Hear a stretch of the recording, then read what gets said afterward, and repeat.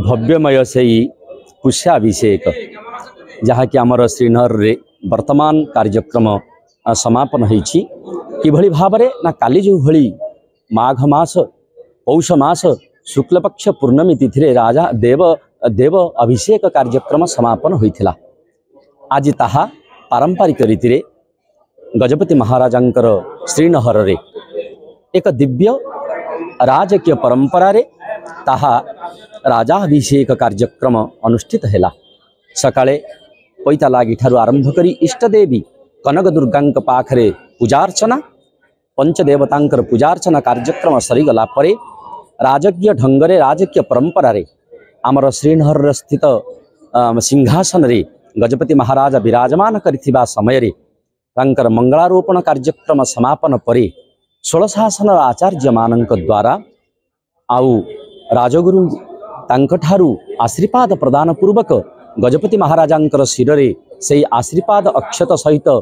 पदरेणु को समर्पित करिथांती। काहेकि ना ये राजकीय परंपरा राजकीय संस्कृति रे आज ठारू ए वर्ष परिपूर्णता प्राप्ति हो गजपति महाराजांकर दिव्य कामना चिंतन पूर्वक आज तांको दीर्घ कामना आविर्भाव करथिबा समय रे समस्त प्रजा मान केमिति सुख शांति मैत्री रे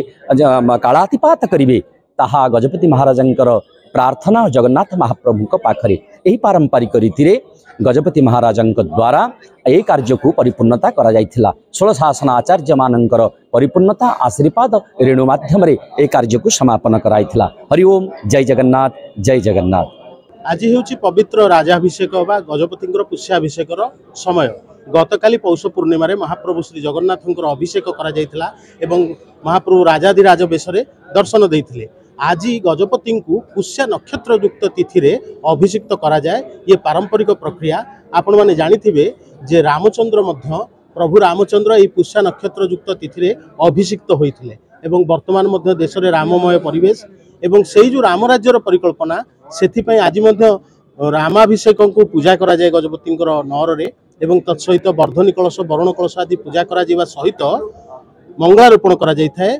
आज गजपति महाराज एवं महाराणी साहेब को एकाठी बसई मंगलारोपण करा जाए एवं से कार्यटी आज राजगुराणी करथांती बा आमर धर्मपत्नी माने आसी से सेवाटी करथांती। आज तांकर गोटे विशेष दिन सेवा थाए एवं तापरे गजपति गादीसीन होती गादी की विजय करती आमर 16 शासन ब्राह्मण अधिकारी महाजन माने आसी उपस्थित होती एवं सुवर्ण रौप्य ताम्र निर्मित पैताणी गजपति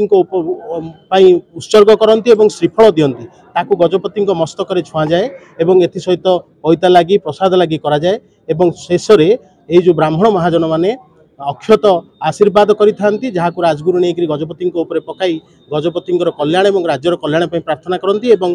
ब्राह्मण महाजन मध्य निज पाद धूली आज गजपति को प्रदान करथांती। गजपति कल्याण सहित समग्र राज्यर कल्याण मंगल कामना करथांती।